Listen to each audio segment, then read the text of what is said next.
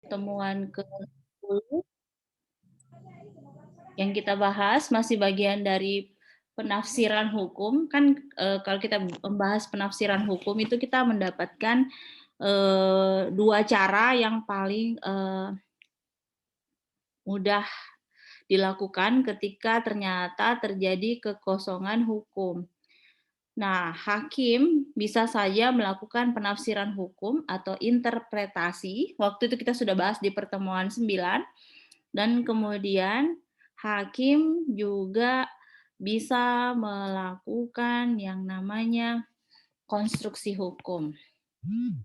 Nah, konstruksi hukum ini adalah cara kerja atau proses berpikir hakim dalam menentukan hukum atau menerapkan suatu ketentuan perundang-undangan.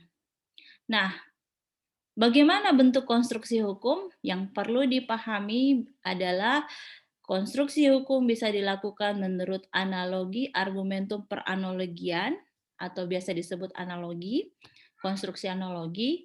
Yang kedua, penghalusan hukum atau untuk beberapa ahli hukum bukan disebut penghalusan tapi penyempitan hukum. Kemudian bentuk konstruksi ketiga adalah argumentum a contrario. Nah, kita lihat dulu. Analogi hukum atau argumentum per analogium itu seperti apa konstruksinya?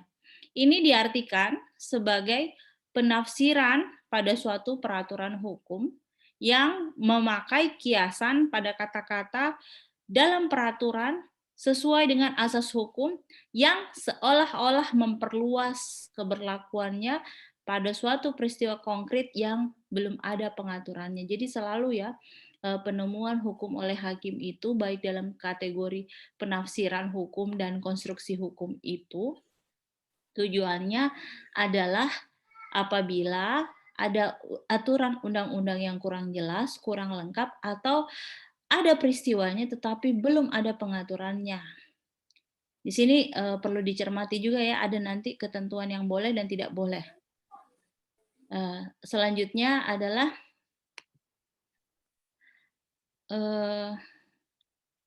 analogi hukum ini lebih kepada ketentuan. Kalau kita mau lihat contohnya, tadi kan penafsiran pada suatu peraturan yang melalui kiasan pada kata-kata dalam pengaturan tersebut sesuai dengan asas hukum yang seolah-olah memperluas keberlakuannya pada suatu peristiwa konkret yang belum ada pengaturannya. Nah, kita ambil contoh di KUH Perdata. Jadi di KUH Perdata itu dalam konteks perwalian atau biasa kita kenal istilah kuratel. Lembaganya disebut kurator, orang yang diwakili adalah biasanya di dalam konteks hukum, ilmu hukum dikenal istilah persona miserabil. Orang-orang yang misalnya dalam ketentuan pasal 452 Kitab Undang-Undang Hukum Perdata dinyatakan orang yang ditempatkan di bawah pengampuan berkedudukan sama dengan anak yang belum dewasa. Bila seseorang yang karena keborosan ditempatkan di bawah pengampuan hendak melangsungkan perkawinan, maka ketentuan pasal 38 dan 151 berlaku terhadapnya. Ketentuan undang-undang tentang perwalian atas anak belum dewasa yang tercantum dalam pasal 331 sampai 344, pasal 362, 367, 369 sampai dengan 388, 391 dan berikutnya dalam bagian 11, 12 dan 13 bab 15 berlaku dalam konteks pengampuan. Jadi meskipun dia orang dewasa, tetapi kalau dalam hal pengelolaan harta dia tidak mampu, maka dia boleh saja dipersepsi dianalogikan menggunakan pasal 452 Kitab Undang-Undang Hukum Perdata ini. Nah, itu tadi perdata. Dalam pidana perlu diingat ada asas penting. Nah, nanti ketika kita bicara asas penting ini, dalam pasal 1 ayat 1 Kitab Undang-Undang Hukum Pidana, ada 3 asas yang harus diingat. Yang pertama, nullam delictum nulla pona sine praevei lege punali, yang artinya tidak ada seorang pun dapat dipidana atau dikenakan tindakan kecuali perbuatan yang dilakukan telah ditetapkan sebagai tindak pidana dalam pengaturan perundang-undangan yang berlaku pada saat perbuatan itu dilakukan. Ini prinsip pertama. Yang kedua, asas non-retroaktif atau bahwa undang-undang yang berlaku di negara kita itu tidak dapat berlaku surut. Dan yang ketiga, bahwa penafsiran secara analogi tidak diperbolehkan dalam penafsiran undang-undang pidana. Nah, mengapa? Yang pertama, ada alasan di balik suatu analogi hukum. Analogi hukum itu ada karena perkembangan manusia yang cepat. Masyarakat itu cepat sekali.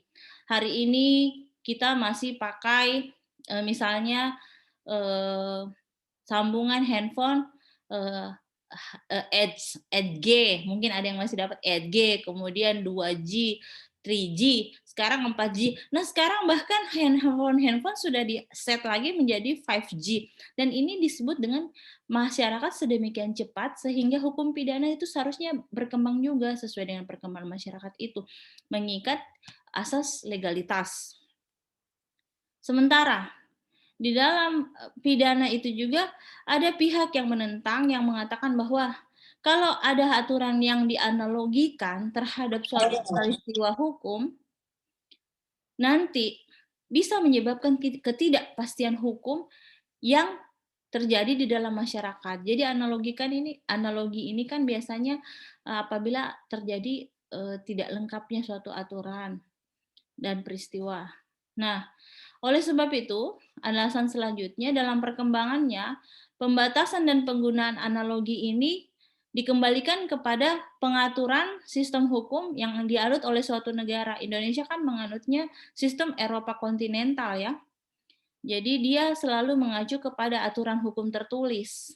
Jadi disitulah konteksnya yang larangan untuk menggunakan penafsiran secara analogi dalam hukum pidana itu sebenarnya punya maksud untuk mencegah timbulnya suatu keadaan di mana adanya suatu ketidakpastian hukum bagi masyarakat itu setelah dianalogikan malah menjadi besar, sehingga seperti apa yang dianut dalam sistem hukum kita, kepastian dan ketentuan-ketentuan yang tertulis dalam undang-undang itu membuat suatu perbuatan yang terlarang jelas klasifikasinya dengan perbuatan yang tidak dilarang. Sementara kan analogi bisa saja menyebabkan potensi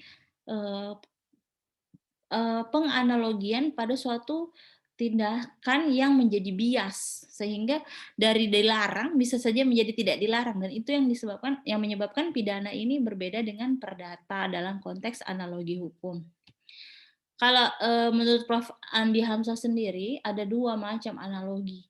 Yang pertama gezat analogi adalah analogi terhadap perbuatan yang sama sekali tidak terdapat dalam ketentuan pidana, dan reh analogi adalah analogi terhadap perbuatan yang mempunyai kemiripan dengan perbuatan yang dilarang dalam ketentuan hukum pidana. Konteks Prof. Andi Hamzah ini berarti beliau mengatakan bahwa bisa saja sih ada analogi, tetapi dalam pidana itu sendiri sebenarnya berbeda konteks dengan pengajuan perdata.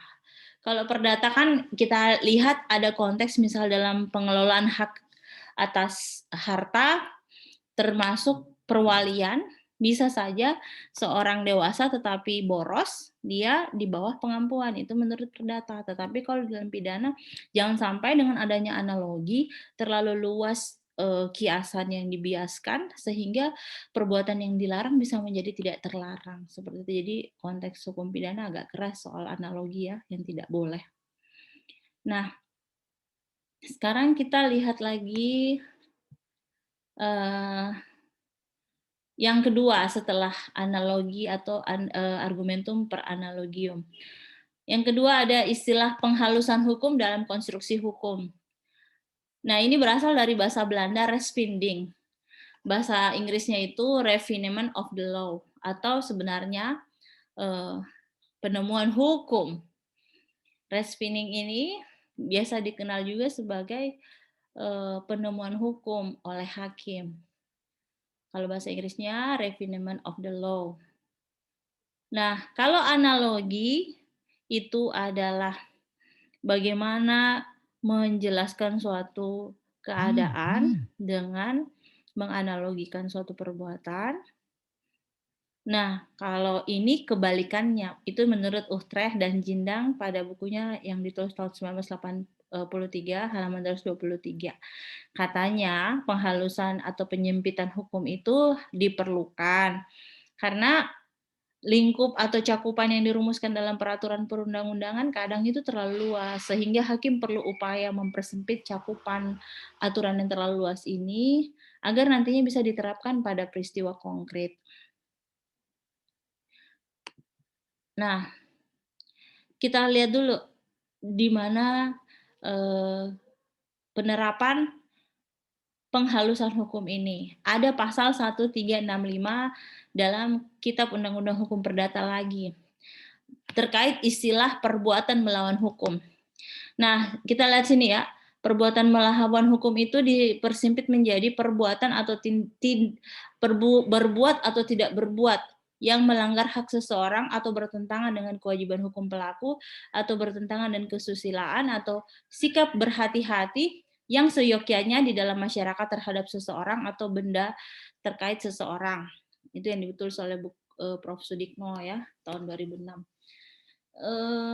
Contohnya pada kasus Cohen vs Lindenbaum.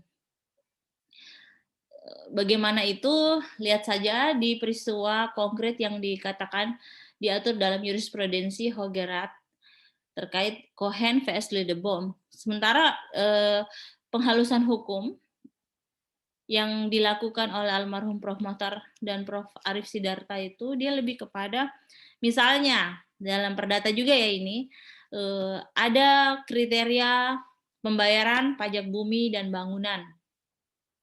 Ternyata seharusnya kalau cuma mau normatif kepastian hukum yuridis, seharusnya semua orang yang punya objek yang terkena pajak itu harus membayar tanah dan bangunannya. Tetapi menurut almarhum Prof. Mohtar dan Prof. Arif Sidarta, ketika dia sudah tua, dia tidak punya kemampuan menggarap, tidak ada sumber penghasilan lain, maka kalau dia dipaksa juga untuk membayar pajak tanah dan bangunan ini, atau menerapkan pembayaran pajak secara kaku terkait undang-undang pajak bumi bangunan ini, bisa saja terjadi ketidakadilan yang lebih besar. Oleh sebab itu seharusnya ada penghalusan hukum yang membebaskan si penggarap karena alasan ia sudah tua. Jadi di dalam perdata itu ada seperti itu ya. Konteksnya pasal 1365 Kitab Undang-Undang Hukum Perdata. Nah, bagaimana dengan konstruksi hukum ketiga terkait argumentum a contrario atau biasa disingkat a contrario atau perlawanan lagi? A contrario ini menafsirkan atau menjelaskan undang-undang yang didasarkan pada perlawanan pengertian antara peristiwa konkret yang dihadapi dan peristiwa yang diatur dalam undang-undang. Nah, menurut Suroso, penafsiran a contrario itu adalah penafsiran undang-undang yang didasarkan atas pengingkaran, artinya berlawanan pengertian antara soal yang dihadapi dengan soal yang diatur dalam suatu pasal dalam undang-undang. Misalnya kita kasih contoh ya. Sebenarnya dalam pasal 34 Kitab Undang-Undang Hukum Perdata itu dinyatakan bahwa seorang wanita tidak diperbolehkan kawin lagi sebelum lewat waktu 300 hari sejak saat perceraian, itu dalam KUH Perdata. Nah, pasal 39 ayat 1, Peraturan Pemerintah Nomor 9 Tahun 75 tentang pelaksanaan Undang-Undang Nomor 1 Tahun 74, ini terkait perkawinan, menyebutkan bahwa waktu tunggu bagi seorang janda sebagai dimaksud dalam pasal 11 ayat 2 Undang-Undang Nomor 1 Tahun 74 tentang perkawinan adalah yang pertama, kalau perkawinannya putus karena kematian, makanya waktu tunggunya ditetapkan 130 hari. Jadi dia tidak boleh menikah dalam waktu 130 hari karena kematian ini penyebabnya. Nah, poin B-nya dari pasal 11 ayat 2 pasal 11 ayat 2 poin B-nya itu menyatakan apabila perkawinannya putus karena perceraian, maka waktu tunggu bagi yang sedang berdatang bulan atau si perempuan ini ditetapkan 3 kali suci dengan sekurang-kurangnya 90 hari dan bagi yang tidak berdatang bulan ditetapkan 90 hari. Jadi ini ada kriteria putus karena kematian, putus karena perceraian, dan kemudian apabila perkawinan putus sedang janda tersebut dalam keadaan hamil, maka waktu tunggunya bisa ditetapkan sampai melahirkan. A contrario-nya bagaimana? Perlawanannya bagaimana? Nah, ini ada pertanyaan. Apakah seorang laki-laki juga harus menunggu waktu 300 hari seperti yang ada di dalam konteks itu? Jawabannya tidak. Kenapa?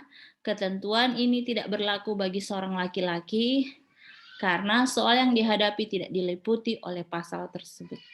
Jadi pasal 34 Kitab Undang-Undang Hukum Perdata ini dan juga pasal 39 peraturan pemerintah dari Undang-Undang Nomor 1 Tahun 74 ini hanya berlaku pada pihak wanita. Contoh lain dari a contrario. Bu, Ya, tapi terkadang ada yang melanggar, Bu. kenapa dia melanggar, Irfan? Itu enggak tahu, Bu. Kadang ada kayak gini, Bu. Ada kasus wanita ini belum itu tadi, yang tadi Bu minta tolong, Bu. Ya, Yang slide yang tadi, yang ya. tentang pernikahan itu. Ini Yang ke bagian B, ya, yang bagian ya, B. Apabila apabila perkawinan putus perkawinan karena putus karena perceraian. perceraian, ya. Berarti menunggu waktu paling kurang-kurangnya 90 hari kan, Bu? Ya, ini kalau dia masuk konteks putus karena perceraian, beda dengan kematian. Iya ya, Bu. Beda dengan Iya, karena Bu. hamil. Tapi kadang ada yang tidak sampai 90 hari atau 3 kali suci langsung nikah, Bu. Itu bagaimana, Bu? Ya, biasa kan aturan perundang-undangan ini berlaku untuk mengatur peristiwa yang terjadi di masyarakat. Tetapi kan masyarakat biasanya tidak membawanya ke level pengadilan. Jadi Oh ya, Bu.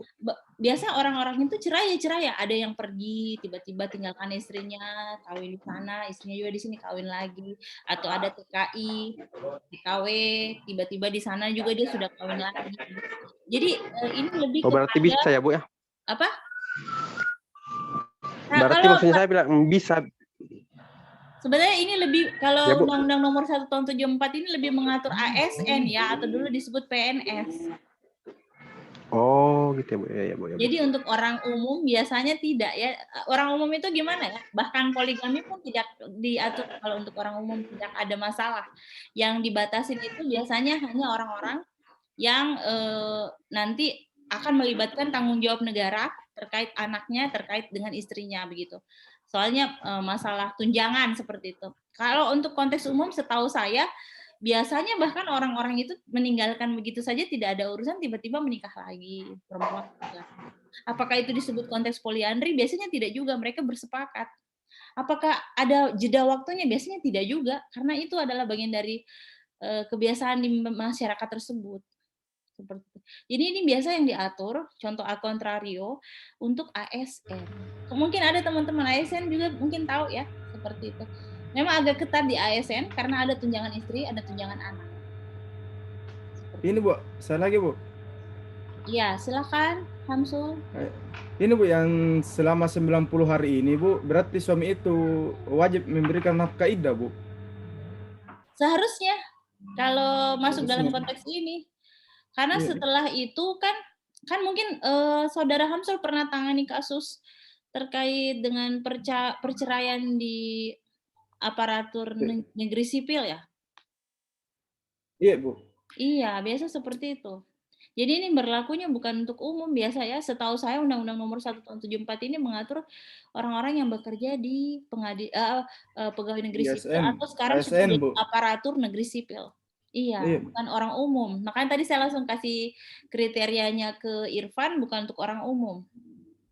Maksudnya bukan untuk orang misalnya dia pedagang kan seperti itu. Sipil gitu Bu. Ya, dia sipil biasa. Biasanya tidak seketat pegawai negeri. Oke, jadi seperti itu ya. Memang kalau persoalan a contrario ini biasa menarik ya. Nah, ini kita ambil contoh lain dari a contrario. Misalnya, kemarin ini ada PPKM. Kita kenalkan PPKM darurat ada skala mikro, ada skala makro kan. Nah, di wilayah Jawa Bali itu sebenarnya diatur Terkait peraturan PPKM darurat itu ada lembaga, instansi, atau kantor yang boleh dan tidak boleh beroperasi, tetapi tidak dijelaskan secara tegas dan jelas.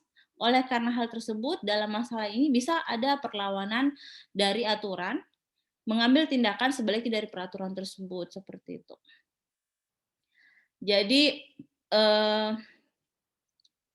saya pikir a contrario ini selalu berkebalikan dari apa yang diatur dari undang-undang. Kalau di level TESA ada antitesanya. Kemudian a contrario ini fungsinya lebih kepada melihat ini berlaku untuk orang ini tidak berlaku untuk orang ini, seperti itu ya. Baik, saya ada yang mau bertanya mungkin terkait dengan materi hari ini, yaitu penghalusan hukum, analogi, dan argumentum a contrario sebagai bentuk konstruksi hukum. Tidak ada yang mau bertanya? Bu, izin tanya Bu, saya Bu. Silakan, Saudara Nurhak.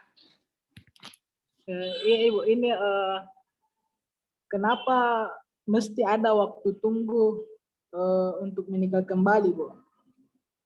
Oh begini, ini kayaknya menarik sekali ya kalau tentang perkawinan perceraian ya.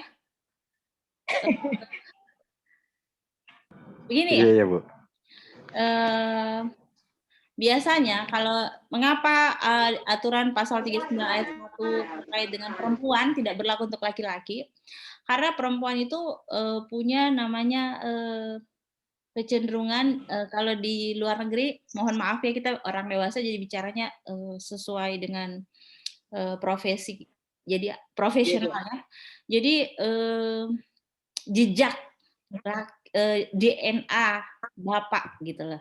Jadi kalau misalnya perempuan tidak diberikan batas waktu tunggu kalau dalam Islam, ini kan biasa mengacu kepada aturan hukum mayoritas di negara kita yaitu Islam, maka ada 3 waktu idah. Kenapa kalau laki-laki boleh langsung, kalau perempuan tidak? Menyangkut hak anak. Karena setelah diteliti di luar negeri, kalau perempuan langsung menikah, nanti akan tidak jelas ini punya bapaknya yang mana. Tetapi kalau di dalam Islam harus jelas nasab. Nasab itu persoalan garis keturunan. Jadi walaupun dia sudah bercerai, kalau di dalam 3 masa tunggu itu ternyata si perempuan hamil, maka anaknya menjadi tanggungan bapak kandungnya, yaitu bapak yang sudah cerai seperti itu. Nasabnya dikembalikan seperti itu, keturunannya seperti itu. Tidak boleh dia dinasabkan kepada bapak sambungnya gitu. Jadi binti seperti itu ya. Kalau langsung saja menikah, kalau di dalam peraturan pemerintah ini mengapa ada pembatasan seperti itu? Ya juga itu persoalan nanti anaknya ini mendapat tunjangan kalau dia terbukti anak kandung, bukan anak yang lahir di luar perkawinan orang tuanya. Kalau di dalam konteks negara seperti itu ya, lebih kepada tanggung jawab terkait dengan tunjangan gaji dari ayahnya atau ini. Tapi kalau dalam Islam lebih kepada nasabnya, garis ayahnya. Jadi sebelum 3 kali bersih, seorang perempuan itu tidak boleh dulu menikah karena dia adalah penampung, dia adalah yang mempunyai rahim dan yang menampung anak. Beda dengan laki-laki. Dia mau mohon maaf ya, dia mau di mana-mana, dia tidak punya rahim. Jadi tidak akan ada jejak di situ. Betul, betul. Oh, jadi mungkin Ibu itu mungkin dibikinkan pasal karena itunya mungkin jangan sampai baru Iya. orang perempuan sama ini seorang laki-laki baru cerai. Nah, ini perempuan menikah lagi, nah, tiba-tiba langsung hamil mungkin begitu, Iya, ini sudah diteliti di luar negeri sebenarnya. Ternyata hukum yang diatur terkait dengan Islam menetapkan kriteria 3 masa idah ini bagus, relevan. Kenapa? Jelas DNA anaknya, jelas dia pewaris siapa ternyata. Kalau di luar negeri kan biasanya mereka ada, mohon maaf ya tidak semua, tapi ada beberapa yang ganti-ganti pasangan. Jadi ketika punya anak bingung ini anaknya siapa sebenarnya. Kenapa? Karena bercampur di situ. Padahal sebelum lepas 3 kali masa haid, jejak seorang laki-laki itu tertinggal di istrinya sampai 3 kali. Tapi setelah 3 akan hilang seperti itu. Bahkan sebenarnya kalau dia mau detail, alat percobaannya akurat sampai 6 bulan pun masih ada jejak suaminya sebelumnya seperti itu. Ya. Otomatis kalau lahir anak pas tes DNA-nya milik laki-laki sebelumnya, mungkin itu yang ditakutkan, Budi. Iya, paling sering di luar negeri permasalahannya ya itu paling sering kena masalahnya seperti itu. Oh iya, jadi itu mungkin Indonesia cepat pasang. Indonesia kan gini, Indonesia itu ada 2 ya. Yang pertama kita lihat di dalam Undang-Undang Nomor 1 Tahun 74 itu karena sebenarnya yang diatur adalah tunjangan anak dalam konteks ASN. Yang kedua dalam konteks Islam adalah garis keturunan atau nasab seperti itu. Jadi kalau mengacu kepada tunjangan dan nasab, hal inilah yang menyebabkan ada peraturan terkait dengan pasal 39 ayat 1 dan pasal 34 di Perdata dan juga di Undang-Undang Perkawinan seperti itu. Saya kira cukup ya. Nanti saya kasih tugas saja deh untuk Ibu. Ya, Bu, kalau penafsiran hukum Bu bisa jadi konstruksi hukum Bu? Apakah penafsiran hukum ini konstruksi bisa menjadi... hukum ya, ini konstruksi. Konstruksi itu analogi, penghalusan hukum, dan yang terakhir tadi contrario, perlawanan arti yang seperti ini. Sementara penafsiran itu lebih kepada teks undang-undang. Jadi dia sangat lebih rigid, lebih kaku.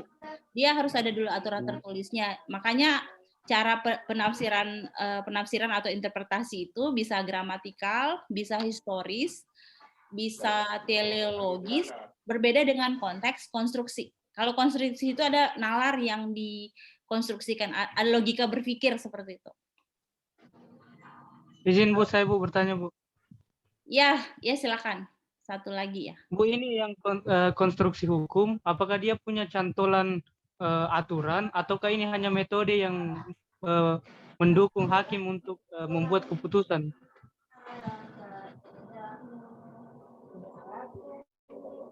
Kalau konstruksi hukum kan gini, Indonesia ini sebenarnya dia Eropa kontinental ya, sistemnya Eropa kontinental. Jadi dia selalu harus berdasarkan hukum tertulis. Orang-orang Eropa itu suka hukum tertulis. Semua itu harus tertulis. Jadi cara berpikirnya itu dia sangat rigid. Jadi kalaupun bisa, boleh lakukan penafsiran, tapi penafsirannya itu tidak boleh bebas. Sementara konstruksi hukum dalam penemuan hukum oleh hakim, itu bahkan dia boleh menciptakan suatu pola-pola pemikiran baru sesuai perkembangan masyarakat. Jadi dia sistemnya Anglo-Saxon. Indonesia seperti apa? Indonesia sebenarnya Eropa kontinental, tapi ternyata Indonesia juga menggunakan sistem konstruksi dengan cara Anglo-Saxon. Jadi dimungkinkan untuk hakim itu menggali sumber-sumber aturan hukum.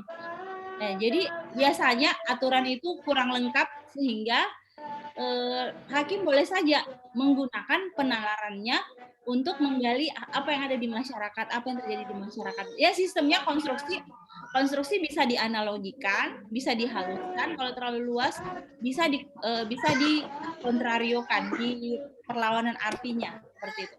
Apa itu ada di aturan? Ya ini tadi saya kasih lihat wacana-wacana pengaturannya di dalam aturan undang-undang ya.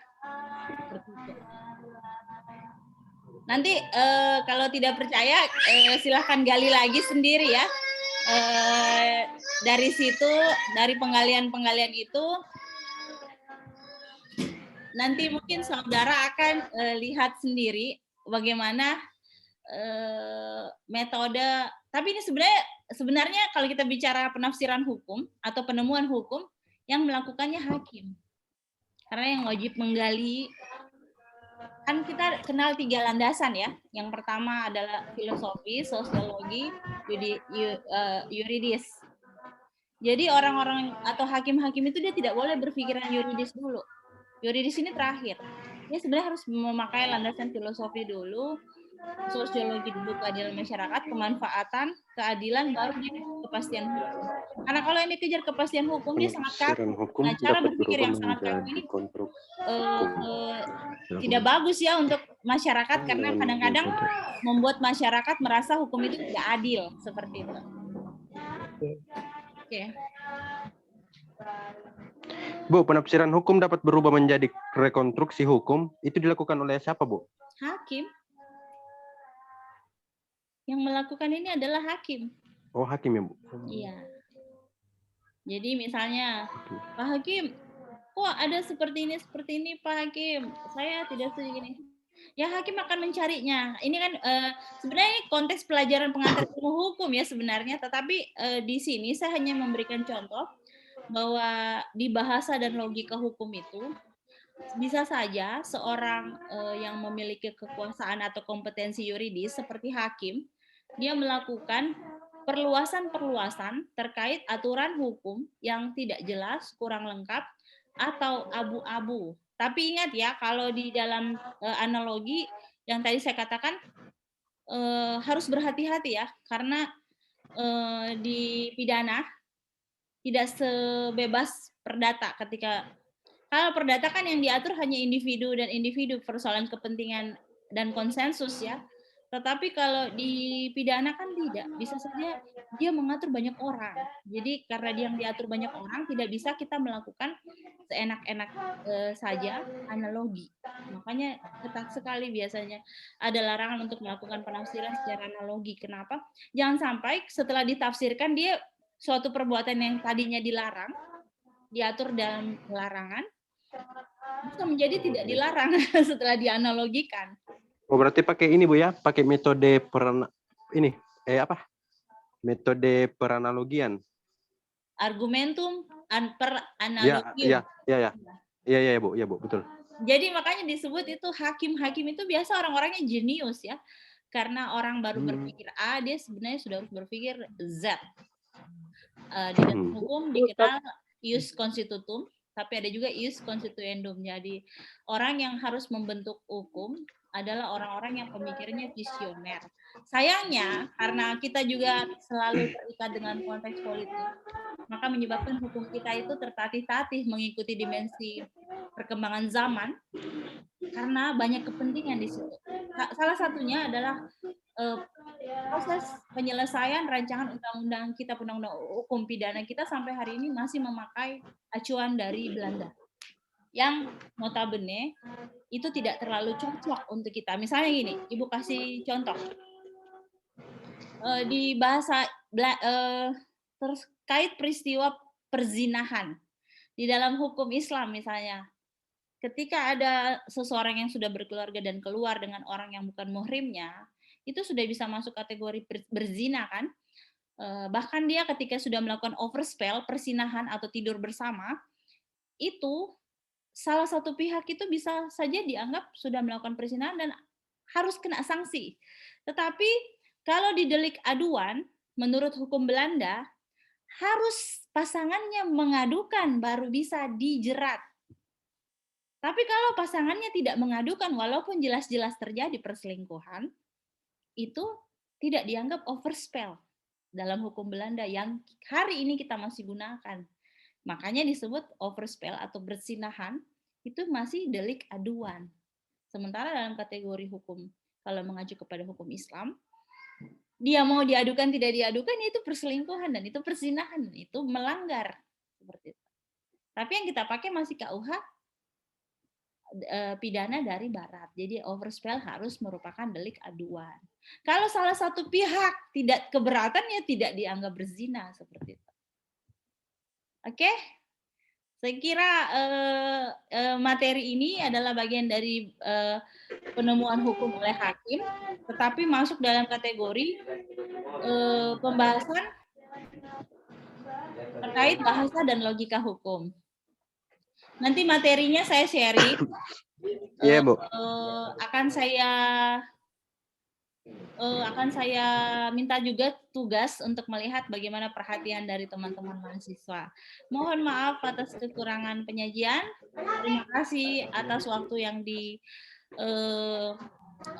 atas waktu yang diluangkan. Ada 19 orang yang hadir. Terima kasih. Wassalamualaikum warahmatullahi wabarakatuh. Waalaikumsalam warahmatullahi wabarakatuh. Makasih ya Bu. Terima kasih. Terima kasih, Bu. Iya.